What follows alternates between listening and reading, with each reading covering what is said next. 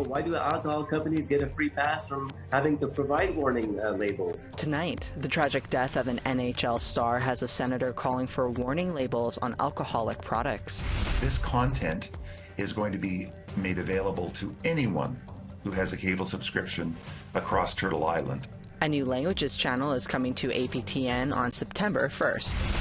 The Aboriginal People's Television Network will be the first of its kind anywhere. And we celebrate APTN's 25th anniversary.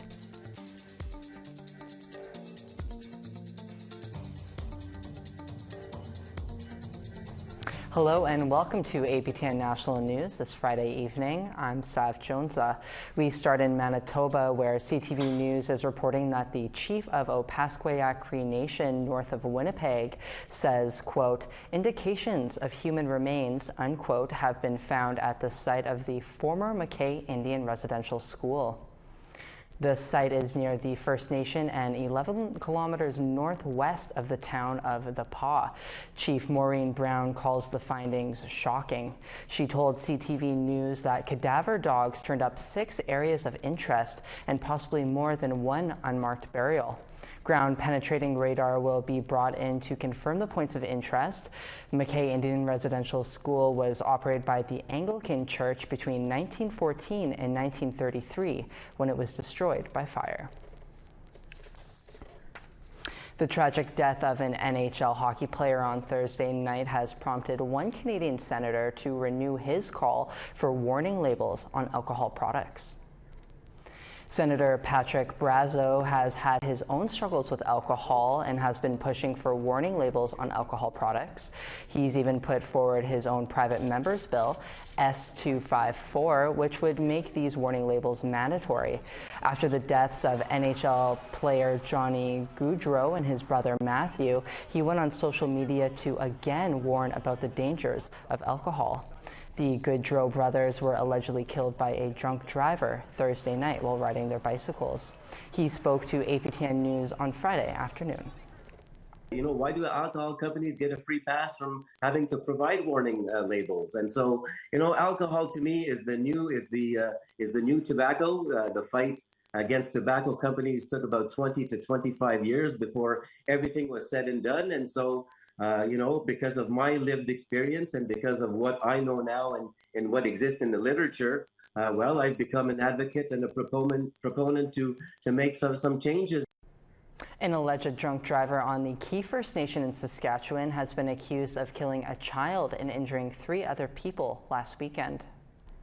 Kamsack RCMP said they got a call about 4 pedestrians hit by a vehicle just before 3 o'clock Saturday afternoon. A young girl was pronounced dead on scene, and 2 other girls were sent to hospital with serious injuries. The man hit had non-life-threatening injuries. 62-year-old Kenward Strongquill from Kisakous First Nation was charged with impaired driving causing death, impaired driving causing bodily harm, and failing to stop after an accident. He was in court this morning, and his next appearance is set for September 23rd. He is currently in custody. It's been 9 weeks since Victoria Gold's Eagle Gold Mine near Mayo, Yukon experienced a heap leach failure. The failure caused millions of liters of cyanide solution to enter nearby watersheds on the traditional territory of the First Nation Nacho-Nyack Dun. Now, the First Nation is accusing the Yukon government of excluding it from meaningfully participating in an independent review of what it calls a catastrophic mining failure. Sarah Connors has the details.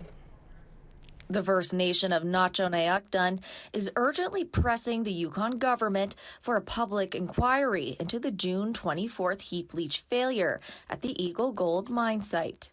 But according to recent letters released by the First Nation between itself and the territorial government, there's been holdups. Chief Donna Hope said an independent review board put forward by the government doesn't have the same scope as a public inquiry to properly address the root cause of the heap leach failure. However, she said Nacho-Nyack Dun would support the formation of a board as long as the government commits, in writing, to convert the board into a public inquiry as soon as possible. But in an August 27th letter, Natchonaakdun accused the government of seemingly erasing its role in forming an independent review board on the heap leach failure. Natchonaakdun says in order for it to support the proposed investigation, the terms of reference for the review board must include things like Natchonaakdun and Yukon government to jointly serve as co-managers of the independent review board, with both parties able to appoint 2 advisors to the review, and a commitment by Yukon government to exercise best efforts to transition the independent review board to a board of public inquiry within the next 3 months. A government spokesperson said in a statement to APTN News the independent review board is close to being formally announced. It also said Natchonaakdun has an open invitation to join the process at any time, and that highly qualified professionals are being considered, including those proposed by the First Nation. A final report by the independent review board is expected by March 31st, 2025. Sarah Connors, APTN National News, Whitehorse. The Trondek First Nation in Dawson City, Yukon recently unveiled a new statue honoring a well-respected chief. The statue pays tribute to the late Chief Isaac, one of the Han Nation's most influential leaders. Isaac led his people during the 19th century Klondike Gold Rush, which saw 30,000 stampeders descend upon their traditional territory. The concrete and metal statue was gifted to the First Nation by M2 Mining, a placer mining company. Darren Taylor is the chief of Trondek First Nation. Really sets the stage in regards to our presence here and in the community today and into the future. Through his vision and his approach and his tact, I mean, those are things that we carry this day in our own administration in the context of how we engage with settlers and federal and territorial governments and municipal governments to ensure that our rights, titles, and interests are still identified. We need to step aside for a quick break, but we have some exciting news for Indigenous language keepers and learners coming up next.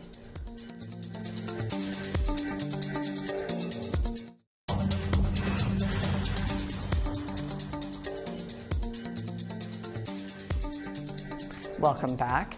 Ahead of APTN's 25th anniversary, we have some exciting news to share. Our new channel, APTN Languages, is set to launch on September 1st. The channel will bring you 24/7 Indigenous language programming to television screens across Turtle Island. Reporter Sierra Beddens brings you all the details.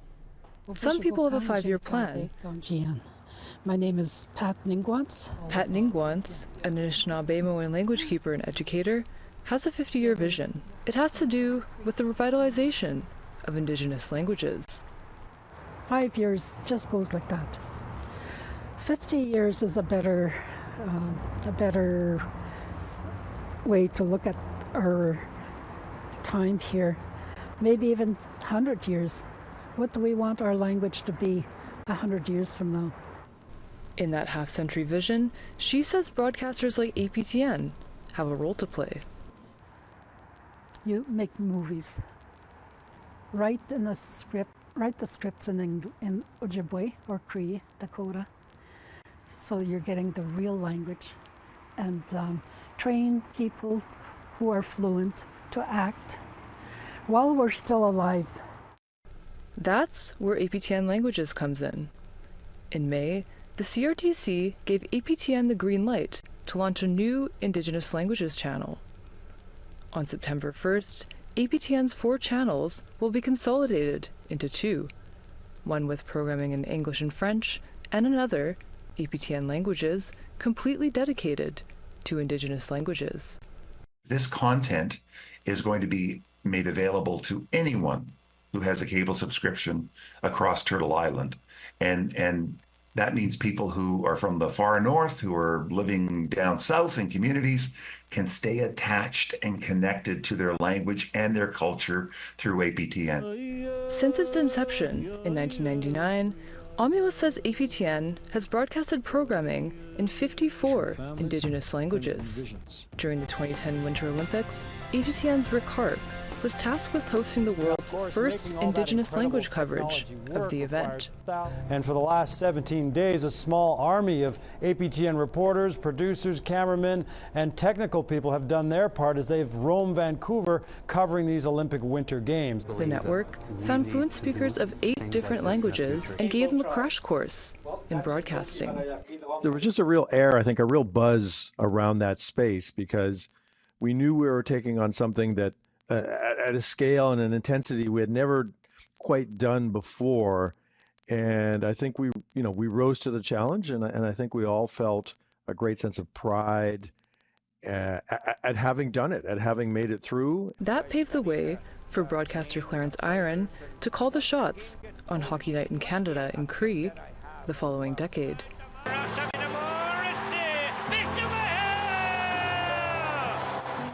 Iron, who kept his Plains Cree language even through residential school, said the opportunity fulfilled a lifelong dream. When you hear somebody speak your own language, it's alive. There's something there. It's hard to describe, but when you start listening to people that speak your own language, things starts happening. It's very amazing. Now, in APTN's 25th year, Indigenous language programming will find a 24/7 home on APTN Languages. This September, APTN is launching APTN Languages, a brand new channel dedicated to programs in Indigenous languages. The channel's September schedule will bring programming in 18 Indigenous languages. The schedule begins with Atlantic region languages like Mi'kmaq, then heads north with programming in Innu and Inuktitut. It continues to the prairies with the Anishinaabe, Cree, and Dene, and ends with West Coast languages like Salishan. The debut schedule includes Ananas Tent, a children's series about Inuit culture, which will air in Inuktitut. Producer Louise Flaherty says the show has been vital in exposing children to Inuktitut and Inuit culture. Very important for APTN to air Indigenous languages and Inuktitut, because you can, once you take a film and it's there forever, right? Even as a producer, creator, when we pass on, that content is still there. On October 13th, the Anishinaabe dub of Star Wars: A New Hope will premiere on APTN Languages. Ningwans, the lead translator on the film, hopes to see more original language content on the channel, a goal Omulus shares. So rather than just versioning programs in Indigenous languages, where we want to go is producing programs in Indigenous languages with speakers doing the roles from beginning to end. As language keepers like Ningwans nurture more fluent speakers, she says broadcasters like APTN Languages can help immortalize the language for future generations. Train those who are learning the language to sound very much like us while they're acting. So that, because that's going to be what's going to be heard 50 years from now, 100 years from now. APTN Languages launches on September 1st on cable and satellite services across the country. Check with your TV provider to find out how you can tune in. Sierra Bettens, APTN National News, Winnipeg. A quarter of a century is how long the Aboriginal People's Television Network has been around. We'll have more on the milestone after this quick break. Welcome back. Time now for our photo of the day. Holly Carpenter looked up above and couldn't help but take a photo of the cloud coverage high above the city of Edmonton, Alberta, and then she sent the photo to us. Thanks, Holly. This long weekend, think of us and send your photos to share@aptn.ca for a chance to be our next photo of the day. And here is tomorrow's weather forecast. Let's see what we have going on tomorrow. It'll be 24 and sunny in St. John's and Charlottetown. It'll be 25 in Cartwright and 19 and some rain in Kuujjuaq.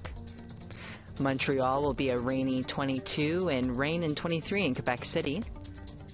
Toronto will be 26 and some cloud, and North Bay will be 24. Timmins will be 24, as well as Elliott Lake and Sudbury. Churchill will be 12, and Thompson will be 16. Winnipeg will be 20 and 18 in Barons River, all rainy in Manitoba. 23 in Regina and 22 and lots of sun in Saskatoon. 20 in Buffalo Narrows and 19 in Stony Rapids. 21 in sun in Fort McMurray, 22 in sun in High Level. Sunny in southern Alberta, 25 in Edmonton, 26 in Reindeer, 26 in Calgary. Lots of sun in British Columbia too, 23 in Vancouver and 33 in Kamloops. Fort Nelson will be 22 and 25 in Prince George. It'll be 16 in Watson Lake and 17 in Mayo. Yellowknife will be 17 and some sun, and Wati will be 20. There will be 1 in Sax Harbor and 10 in Colville Lake. Chesterfield will be 9 and 12 in Baker Lake. Iqaluit will be 6 and some rain and 1 in Resolute. A big milestone is coming up for APTN. This weekend marks 25 years since the network went live to air. But as TR Wheatley shows us now, the dream and vision of APTN started in the early 1980s. Well, here we are, Jim. Yeah, well, thank you. It's always great to come home. After many moons away, Jim Compton, one of APTN's founding fathers, is back for a walk down memory lane. Okay, you guys get to work. If I look at the people that are sitting down here, maybe you get a cutaway of that. Even in the interview seat, Compton, a former journalist and the first director of programming here, doing what he knows best, wanting to tell a story. We started out in 1997 to train them under the Aboriginal Broadcast Training Initiative in anticipation. And we trained them in journalism, we trained them in camera work, we trained them in editing, presentation, all that stuff. Fast forward, winter 1998. November 12th and 13th may go down in the history of Aboriginal television as 2 very important days. Heavy hitters in the Indigenous community were meeting with the Canadian Radio, Television and Telecommunications Commission, or the CRTC. We had just come off the Royal Commission on Aboriginal peoples. It called for a bigger voice for Indigenous people, and we had a Northern network, which is key. I mean, the North, through the communication societies, had that pull with CRTC. The Aboriginal People's Television Network will be the first of its kind anywhere. September 1st, 1999. Yeah. So today we're partying like it's 1999 again. We're celebrating that day. Do I remember that day? When I was driving here, I was thinking, wow. I remember driving the same route because I live at the same house.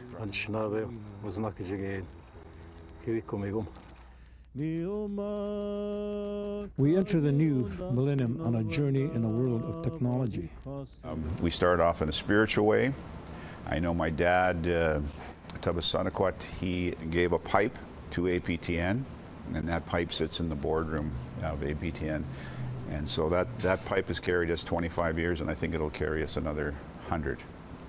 We smoked this on the opening day. Compton's talking about a 3-hour live broadcast from the historic Fork site here in Winnipeg. Beamed by satellite into homes all across Canada. It included a concert with performances from all the who's who of the 90s.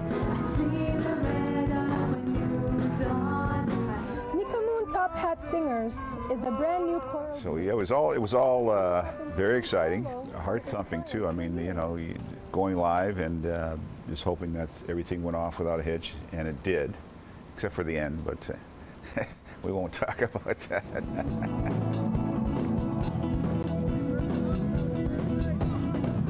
Let's start off by, Jennifer, maybe you telling me where you're from. I'm from a small community in Northern Ontario called Chapleau. Back then, Jennifer David was the director of communications. She is now an APTN board member. You know, like any baby that's born, you're, carefully watching over it to make sure it survives. In those early years, it really was a kind of crazy time. But I don't think any of us doubted that there was success in the future for APTN. We knew there was a long road. David even wrote a book about the launch called Original People, Original Television. It's being re-released this month for APTN 25. 25 is still not that old. I mean, if it was a person, they could finally rent a car. Indigenous issues, especially since the Truth and Reconciliation Commission, are only becoming more prominent. And with things like the United Nations Declaration on the Rights of Indigenous Peoples Act, self-determination, Supreme Court cases, there's just going to be more and more need for APTN to provide the kind of critical voice and analysis so that Canadians can understand these issues. Work anniversary. Happy anniversary.